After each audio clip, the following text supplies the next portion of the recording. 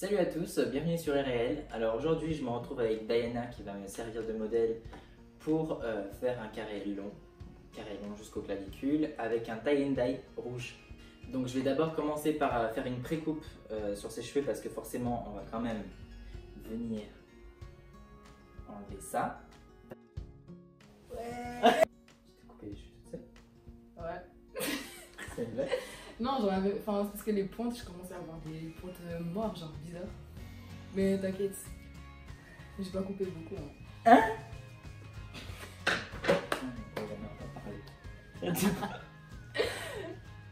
T'es le seul à avoir remarqué, hein, même les autres n'ont pas vu. Et j'ai fait à l'Instagram qu'il fallait pas en fait.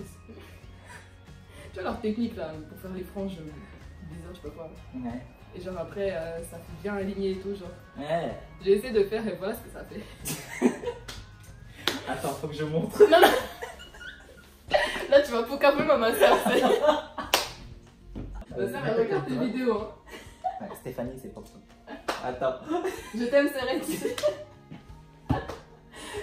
Oh my god. Alors, notre cher modèle, si présent, s'est coupé les cheveux toute seule.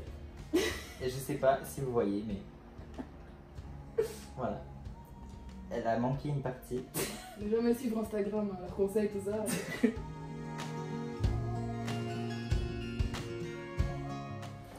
Stéphanie, ça c'est pour toi. La prochaine fois c'est toi. Donc on vient de finir la coupe. Donc voilà ce que ça donne. C'est à peu près au niveau des clavicules. Là ce que je vais venir faire c'est travailler le tie and dye. J'ai décidé de le travailler à la main avec des sections assez fines. On va travailler le tie and dye à peu près de cette hauteur là en fait, d'ici jusqu'en bas. Et ce qu'on veut faire c'est décolorer en fait tout ça. Il faut que ce soit rouge. Il ne faut pas qu'elle est naturelle, donc du coup je vais tout imbiber comme faire une déco en fait et juste venir estomper avec les doigts après. Sa raie elle est naturellement au milieu, donc on se fait les séparations d'oreille à oreille. Là ce qu'on va faire c'est pas comme un balayage, c'est-à-dire que ça ne va pas être fondu et faire un effet super naturel. Là ce qu'on décide de faire c'est garder ces racines foncées et à partir de cette hauteur là venir décolorer au niveau des pointes pour avoir une couleur uniforme ici et une couleur uniforme là avec une petite transition fondue. On prend une mèche assez fine, hein, là elle doit avoir à peu près 1 cm d'épaisseur, même pas. Donc je la prends.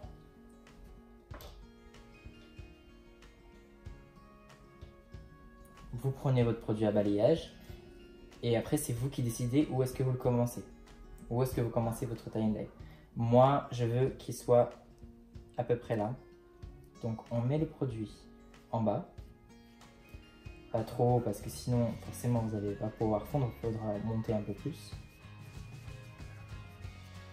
Vous imprégnez bien le cheveu du déco. Et ensuite, moi je prends un peu de déco dans la main pour venir travailler au doigt. Il faut vraiment bien veiller à imprégner le cheveu, c'est comme la déco. Quand on fait une décoloration, de toute façon, vous savez, il faut bien imprégner le cheveu pour bien décolorer. Donc là, c'est pareil.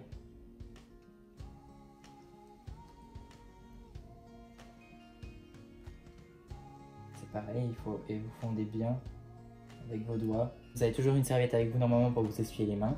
Et vous mettez du coup le sweat mesh. Moi je vais le renfermer dessus.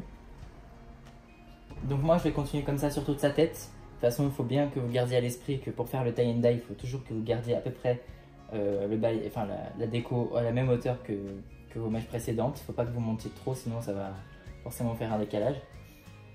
De toute façon le tie and dye, si vous voulez qu'on parle un peu cash, c'est quelque chose d'assez marqué au final parce que vous avez le foncé et la partie claire plus décolorée.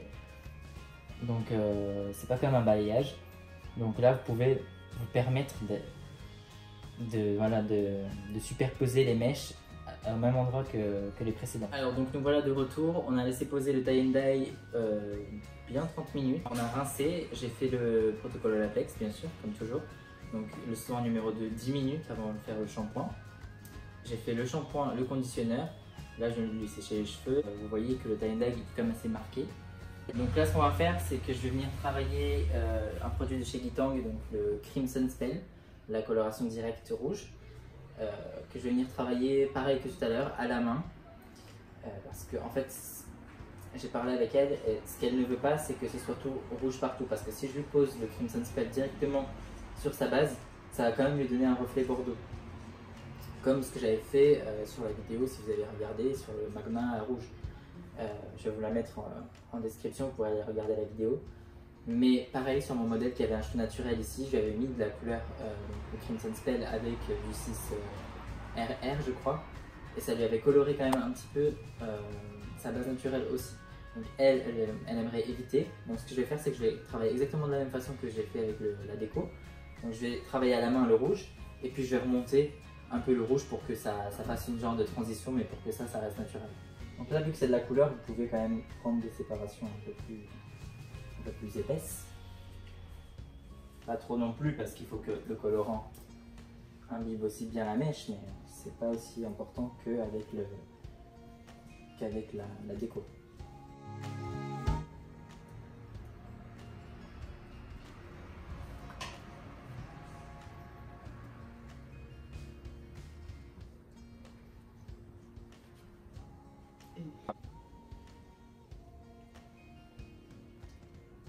Et donc vous voyez, je travaille à la main. On sépare bien les cheveux pour voir si on n'a pas manqué quoi que ce soit. Et puis avec les deux doigts, je viens écraser pour fondre un petit peu sa base naturelle avec le tie and dye. Voilà. Et on pose. Et on continue comme ça sur toute la tête. Bon, bah du coup, on a tout terminé. Tout à l'heure, donc j'avais coupé la vidéo. On avait appliqué la couleur Crimson Spell, comme je vous avais dit tout à l'heure, sur tout ce qui a été décoloré. Et j'ai remonté un petit peu. Je ne sais pas si vous arrivez à voir, il y a un côté un petit peu bordeaux sur sa couleur naturelle qui remonte pour faire une genre de transition. Du coup, ça fait moins net que tout à l'heure. Je pense que ça se voit, bon, même si ça reste bien concentré quand même, c'était le but. Mais ça fait pas une ligne un peu comme tout à l'heure. On voit quand même que le rouge commence à partir de là. On a laissé poser 20 minutes le Crimson Spell. On a rincé. J'ai fait un shampoing Shuemura hydratant. Et j'ai fait le masque Shuemura pour cheveux secs également. Je lui ai séché les cheveux naturellement, je lui ai refait des wavy. Et en produit de finition, j'ai mis l'huile Shuemura Essence Absolue.